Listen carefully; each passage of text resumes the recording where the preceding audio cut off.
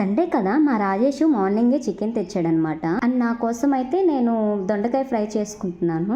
So చికెన్లోకి దొండకాయలోకి అన్నీ అయితే ముందుగానే ప్రిపేర్ చేసుకుంటున్నాను. యాక్చువల్గా చికెన్ అయితే ఫ్రై చేద్దాం అనుకున్నాను. సో చికెన్లోకి కావాల్సిన పౌడర్ అయితే ముందుగానే మిక్సీ వేసి పట్టేసుకున్నాను అనమాట. అండ్ రెండు ఒకేసారి చేస్తే ఫాస్ట్గా అయిపోతుంది అండ్ టైం కూడా సేవ్ అవుతుంది కదా. సో నేను రెండు పెట్టేసి స్టార్ట్ చేసేసాను అనమాట. ఒక స్టవ్ మీద చికెన్ అండ్ ఒక స్టవ్ మీద దొండకాయ ఫ్రై. అసలు చికెన్ కాంబినేషన్లోకి రసం చేసుకుంటారు కానీ దొండకాయ ఫ్రై ఏంటా అని డౌట్ వస్తుంది కదా. యాక్చువల్గా ఏంటంటే నేను నాన్ వెజ్ తినను, 1 year అయింది మానేసి. సో ఇంట్లో ఏదైనా చికెన్ చేసినప్పుడు ఇట్లా నేను ఏదైనా వెజిటేరియన్ చేసుకుంటాను అనమాట. అండ్ మీరు ఎంతమంది నాన్ వెజ్ తినరో ఒకసారి కమెంట్ సెక్షన్లో కమెంట్ చేయండి. మోస్ట్లీ నాకు తెలిసి నాన్ వెజ్ ఇష్టపడని వాళ్ళు ఉండరు.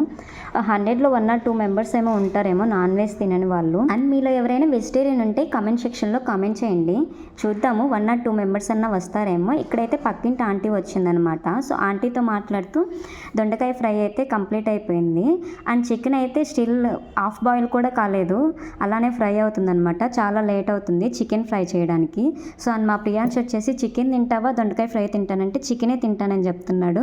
లేదు లేదు దొండకాయ ఫ్రైయే తిను, చికెన్ తినకూడదు అని నేను చెప్తున్నాను. అండ్ ఫైనల్గా చికెన్ కూడా కంప్లీట్ చేసేసాను అనమాట. సో ఇంకా మన ఛానల్ని ఎవరైనా సబ్స్క్రైబ్ చేసుకోకపోతే లైక్ చేసి సబ్స్క్రైబ్ చేసుకోండి. అంతే వీడియో. Bye bye.